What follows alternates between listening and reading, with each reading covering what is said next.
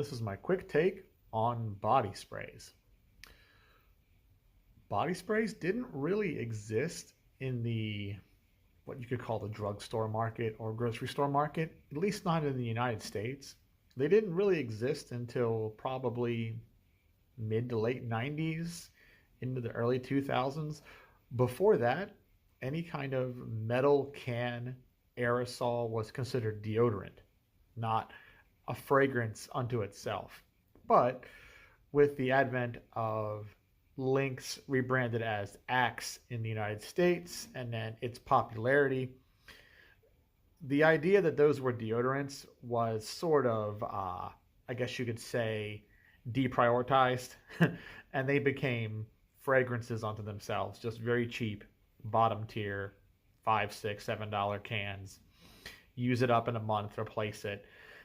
And that really hurt the drugstore fragrance market drastically. It was already dying because of access to shopping malls and discount stores making designers much cheaper. People no longer wanted a Coty fragrance or a Jovan fragrance. And it hurt Avon too, the door to door brand that I seem to love. So at the end of the day, a lot of drugstore brands went the way of the dodo and were replaced with these Axe fragrances. And eventually we saw stuff like Tag, a competing brand, the plastic, like Windex bottle stuff like Bodman. That was an extension of Parfums Decor, if you remember those guys. And then, of course, Bath and Body Works got into all the body sprays too, the Body Shop, etc., etc. Fast forward now, though, here we are, 2025, and we're seeing actual glass bottle eau de toilettes and colognes once again enter the same space that they kind of exited 20 years ago. Thanks to those body sprays, people are starting to see just how cheap and nasty those body sprays are.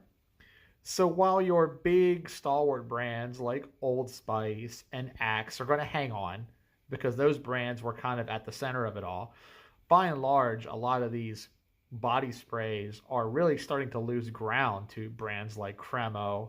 And again, a lot of entry level brands that are coming in to fill the void for people who want actual halfway decent fragrance in a glass bottle with a proper atomizer, but don't want to spend $120 buying it from a department store.